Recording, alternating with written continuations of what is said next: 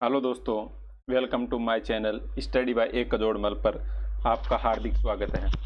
दोस्तों, उम्मीद करता हूं कि आप सभी अच्छे होंगे और लगातार अपनी तैयारी कर रहे होंगे। दोस्तों, यदि अभी तक आपने हमारे चैनल को सब्सक्राइब नहीं किया है तो हमारे चैनल को सब्सक्राइब करें, वीडियो को लाइक तथा शेयर ज़रूर करें। आज का जो हमारा टॉपिक रहने वाला है वो रहने वाला है बनावली के ऊपर।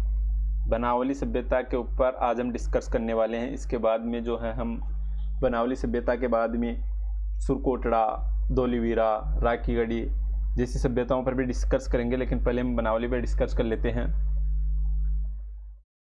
बनावली सभ्यता जो है, बनावली सभ्यता ये स्थान कहाँ पड़ता है? बनावली, पहले तो आप मुझे बताइए। बनावली पड़ता है हिसार। अब हिसार कहाँ पर पड़ता है? ये पड़ता है हरियाणा में। हरियाणा में हिसार कहाँ पड़ता है? हरियाणा में पड़ता है। अब कोई भी सभ्यता हो, आज तक आपने इतनी सभ्यताएं पढ़ ली है। पहले किसी सभ्यता को खोजा जाता है, फिर उस पर उत्खनन किया जाता है। तो इसकी खोज किसने की थी? बनावली की। बनावली सभ्यता की खोज की थी R.S. बिष्ट ने। R.S. बिष्ट ने। R.S. बिष्ट का पूरा नाम क्या है? रविंदर सिंह बिष्ट। रविंदर सिंह बिष्ट। कब की थी? 1973 में। पहले इधर देख लो, फिर बाद में हम इन सभी को एक तरह से पॉइंट टू पॉइंट लिखते चलेंगे, ठीक है ना। 1973 में की थी इसकी खोज। अब उस समय की सभ्यताओं में क्या है कि जितनी भी जो लगभग सभी सभ्यताएं हैं, किसी न किसी नदी के किनारे ही विकसित हुई है। ऐसा क्यों हुआ? ऐसा इसलिए हुआ होगा क्योंकि उस समय जो है व्यापारिक जो संबंध है वो एक दूसरे शहरों से नदियों के माध्यम से ही जल्दी कम समय में, मतलब कि कम समय में व्यापार कर लिया जाता था। अब आप रास्ते रास्ते जाओगे तो उस समय तो बैलगाड़ी से भी यहाँ के लोग पता नहीं परिचित थे या नहीं थे। यहाँ पर हालांकि कोई बैल के साक्ष्य नहीं मिले हैं, गाड़ी के साक्ष्य भी नहीं मिले हैं। तो उस समय का जो व्यापार का साधन था वो नदियों के द्वारा ही होता था व्यापार। अब बनावली सभ्यता में जो नदी है वो नदी है घग्गर नदी। अब कोई भी नदी हो, एक नदी को एक से अनेक नामों से जाना जाता है। तो घग्गर नदी को किस किस नाम से जाना जाता है? घग्गर नदी को हकरा नदी के नाम से भी जाना जाता है, हकरा नदी। अब ये हकरा कहाँ पर जाना जाता है, इसके बारे में हम डिस्कस करेंगे। जब हम नदी तंत्र पढ़ेंगे तब सभी नदियों के बारे में जो उपनाम है इनके, उनके ऊपर डिस्कस कर लेंगे। और किस नाम से जाना जाता है इसको? नट नदी, मृत नदी और प्राचीन सरस्वती नदी आदि नामों से किसको जाना जाता है? घग्गर नदी को जाना जाता है। अब यहाँ पर इसकी खोज की गई, फिर इसका उत्खनन हुआ। अब किसी भी जगह का उत्खनन होगा तो वहाँ पर कुछ ना कुछ तो अवशेष अवश्य मिलेंगे हमको। अवशेष के आधार पर ही हम पता लगा सकते हैं किसी चीज़ के बारे में कि यहाँ की जो लोगों की जीवन शैली थी वो ऐसी रही होगी, यहाँ का नगर नियोजन कैसा था, मकानों की व्यवस्था कैसी थी। तो यहाँ पर या यहाँ के लोग मांसाहारी थे या शाकाहारी थे, यहाँ से खेती के साक्ष्य मिले हैं या नहीं मिले हैं। हमको यहाँ से खुदाई के अंदर जो अवशेष प्राप्त हुए वो हैं उत्तम किस्म के जोक के साक्ष्य। उत्तम किस्म की जोक के साक्ष्य। उत्तम किस्म का मतलब जोक के साक्ष्य पहले भी प्राप्त हो चुके हैं, लेकिन यहाँ पर थोड़ी सी अच्छी वाली क्वालिटी के जोक के साक्ष्य मिले हमको, ठीक है। और क्या मिले हैं? तिल का ढेर। तिल का ढेर का मतलब यहाँ पर तिल की खेती भी की जाती होगी। और क्या मिला? सरसों का ढेर। मतलब इस सभ्यता में सरसों की खेती भी की जाती थी। और बनावली से हमें तांबे के बर्णागर भी प्राप्त हुए हैं। बनावली से क्या प्राप्त हुए हैं? तांबे के बर्णागर भी प्राप्त हुए हैं। तांबे के बर्णागर। संपूर्ण सिंधु सभ्यता में जो बनावली है वो एकमात्र ऐसा स्थान है जहाँ पर नालियों का हमको अभाव मिलता है। यहाँ पर कुएं के साक्ष्य तो मिलते हैं, लेकिन नालियों का क्या मिलता है यहाँ पर, अभाव मिलता है, नालियों का अभाव मिलता है। तो चलिए इन सभी को हम पॉइंट टू पॉइंट नोट कर लेते हैं, साथ साथ लिख लीजिएगा।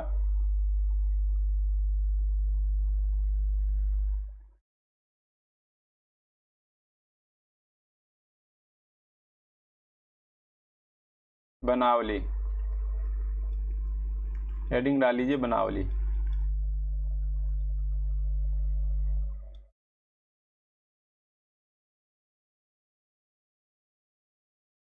बनावली सभ्यता की खोज जो है RS बिस्ट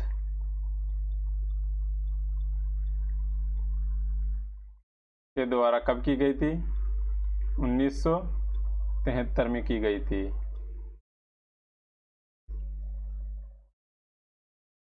किस नदी के किनारे, घग्गर नदी के किनारे। नदी कौन सी है, घग्गर, घग्गर नदी। ये मैंने आपको बता दिया, घग्गर नदी को अकरार नदी के नाम से भी जानते हैं, नट नदी के नाम से भी जानते हैं, मृत नदी के नाम से भी जानते हैं, और घग्गर नदी को प्राचीन सरस्वती के नाम से भी जानते हैं। अब ये जो इनके नाम पड़े हैं उसकी हम जो बात करेंगे वो नदी तंत्र के समय करेंगे, ठीक है। स्थान, स्थान कौन सा है, हरियाणा हिसार। कहाँ पर प्राप्त हुई है सभ्यता, हरियाणा हिसार से प्राप्त हुई है, ठीक है। अब यहाँ से अवशेष क्या क्या मिले हैं, अवशेष मिले हैं उत्तम किस्म की जोत के साक्ष्य, अवशेष।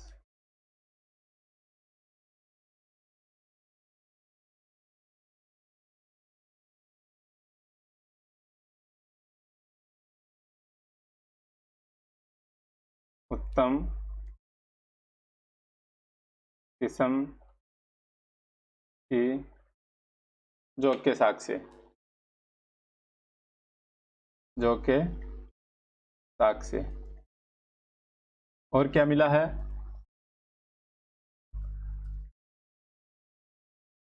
तिल की खेती के साक्ष्य,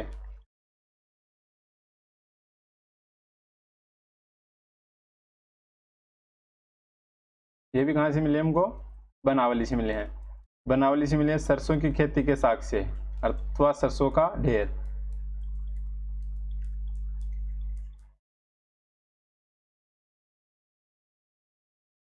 ठीक है, साथ साथ लिखते चलिएगा इन सभी को।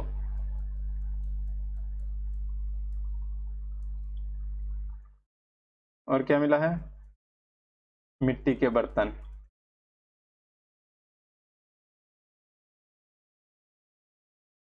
तांबे के बाणाग्र,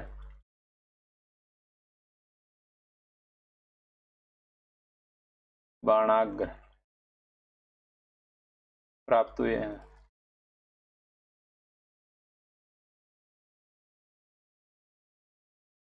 जल्दी से लिख लीजिएगा इसको। और क्या क्या मिला है,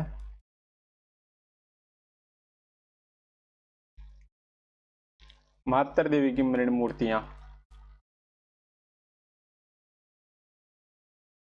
मातर देवी की मृण मूर्तियां कहाँ से मिली हमको, बनावली से मिली है ये भी।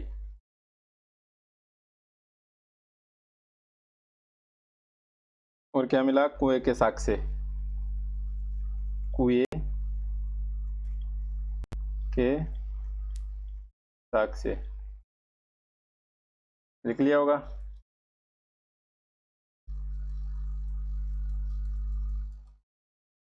नहीं भी लिखे तो कोई बात नहीं, वीडियो को रोक के फिर लिख लेना।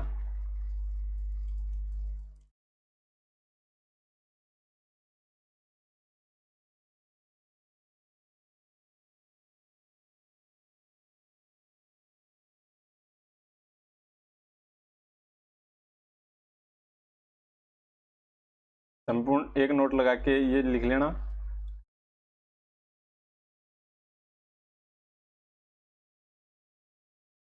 नोट नोट डाल लो। संपूर्ण सिंधु सभ्यता में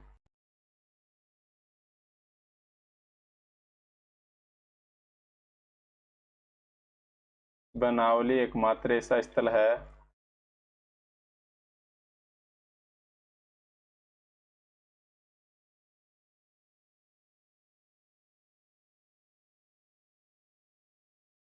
जहां से किसका अभाव मिलता है? नालियों का अभाव मिलता है।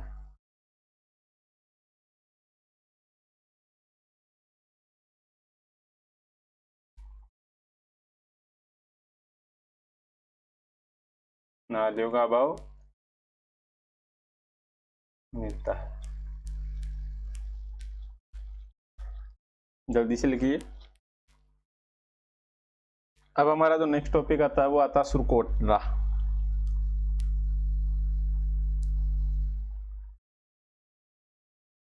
नेक्स्ट टॉपिक कौन सा हमारा? सुरकोटड़ा। सुरकोटड़ा सभ्यता गुजरात में कच्छ के रूप में मिली है। ये जो है इसकी खोज जगपति जोशी के द्वारा 1964 ईस्वी में की गई थी। और यहाँ से जो सबसे मोस्ट इम्पोर्टेंट फैक्ट है यहाँ का वो ये है कि यहाँ से जो है घोड़े के अस्थि अवशेष मिलते हैं।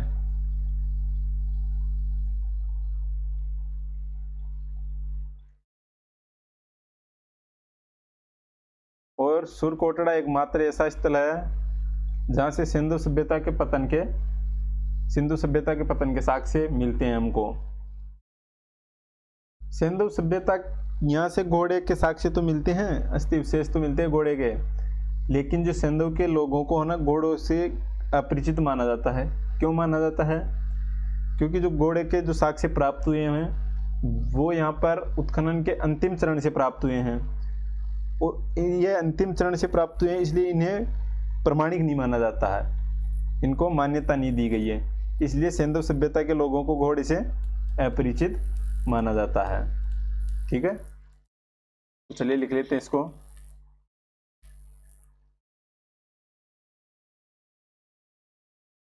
सुरकोटड़ा।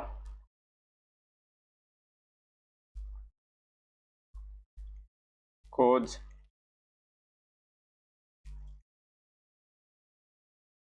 जगपति जोशी। कब?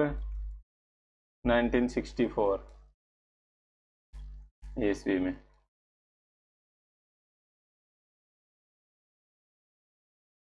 स्थल गुजरात में। कच्छ का रूप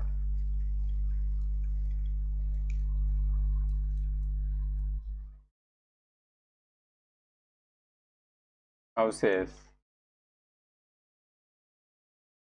अब यहां से खुदाई में क्या क्या मिला है?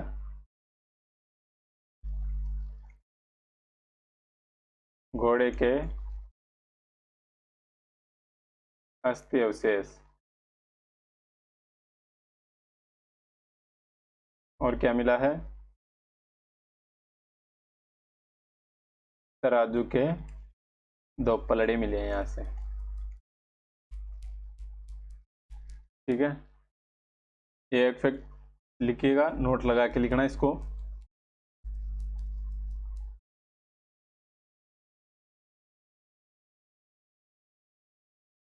नोट। संपूर्ण या सुरकोटड़ा के सुरकोटड़ा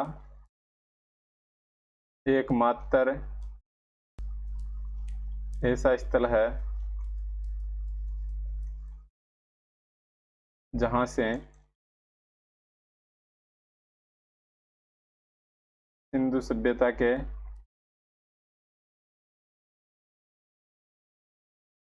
पतन के साक्ष्य मिलते हैं।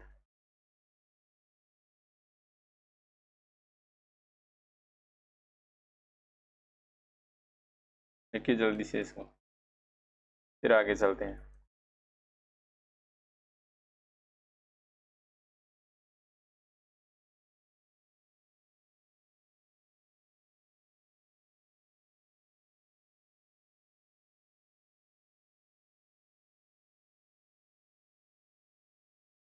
लिखिएगा।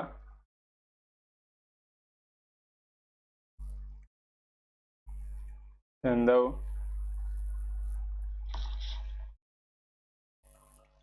लोग घोड़े से अपरिचित माने जाते हैं। क्यों माने जाते हैं?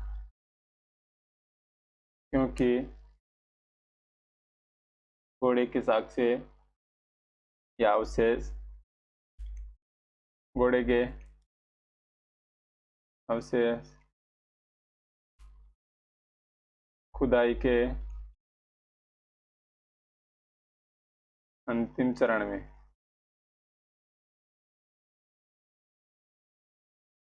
प्राप्त हुए हैं,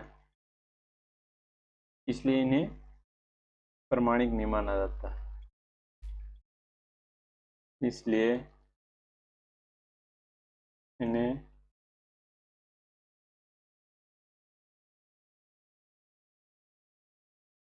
प्रमाणिक नहीं माना गया है। इनको प्रमाणिक नहीं माना गया है। यहाँ से जो घोड़े के अस्थि विशेष मिले हैं, इनको प्रमाणिक नहीं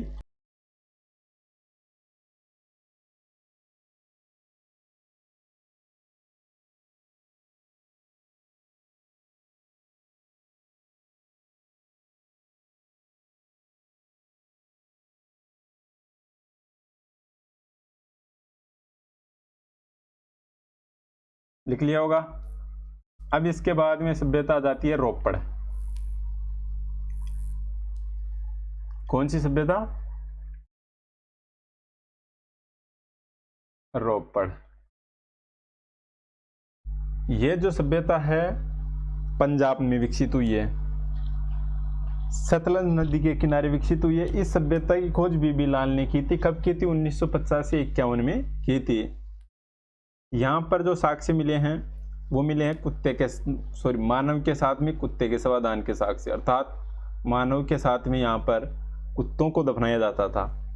और इसका जो उत्खनन है वो यज्ञदत्त शर्मा के द्वारा करवाया गया था। कब करवाया गया था? 1955 एंड 56 में, 1955-56 में करवाया गया था।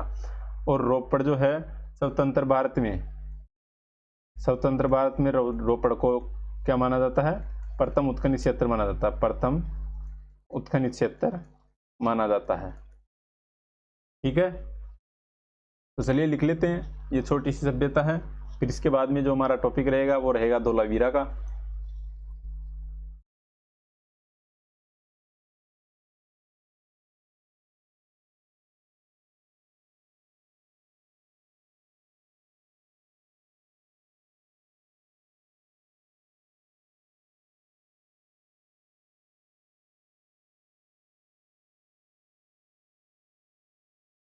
रोपड़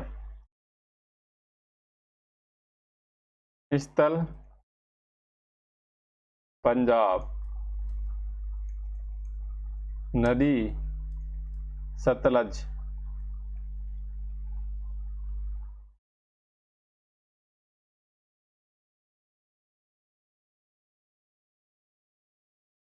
सतलज नदी की खोज किसने की थी? इसकी खोज बीबी लाल ने कब की थी? 1950-51 ईस्वी में की थी। उत्खनन किसके द्वारा करवाया गया था? यज्ञदत्त शर्मा के द्वारा। कब करवाया गया था? 1955-56 ईस्वी में करवाया गया था। यहाँ से जो अवशेष मिले हैं उन अवशेषों में मानव के साथ में कुत्ते के स्वादान के साक्ष्य।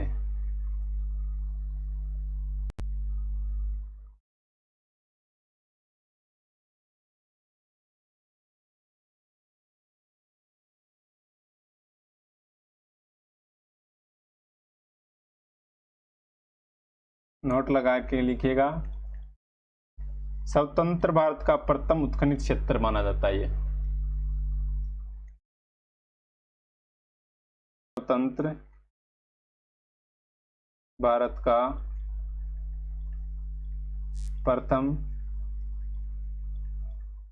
उत्खनित क्षेत्र माना जाता है। कौन सा? रोपड़। रोपड़ स्थल जो है,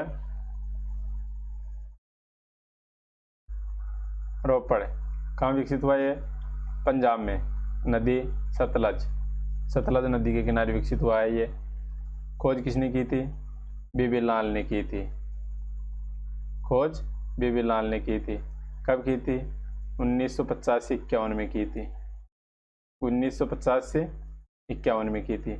उत्खनन यज्ञदत्त शर्मा के द्वारा करवाया गया था। कब करवाया गया था? 1955 से 56 ईस्वी में करवाया गया था। अब यहाँ पर खुदाई हुई है, उत्खनन हुआ, तो कुछ ना कुछ तो अवश्य प्राप्त होगा। तो क्या क्या मिला यहाँ पर? मानव के साथ जो है कुत्ते के स्वादान के साक्ष्य, मतलब कुत्ता एक उस समय पालतू जानवर हो गया था, तो मानव को जब भी दफनाया जाता था उसके साथ में उसके कुत्ते को भी दफनाया जाता था। तो मानव के साथ कुत्ते के स्वादान के साक्ष्य मिले हैं यहाँ से। और रोपड़ को जो है स्वतंत्र भारत का प्रथम उत्खनित क्षेत्र माना जाता है। ठीक है, तो बस दोस्तों आज के लिए इतना ही। मिलते हैं हम अपनी नेक्स्ट क्लास में। नेक्स्ट जो हमारा टॉपिक रहेगा वो रहेगा धोलावीरा का, तो उस पर थोड़ा बहुत कुछ पढ़ के आइएगा ताकि समझने में आसानी रहे। तो मिलते हैं हम अपनी अगली क्लास में।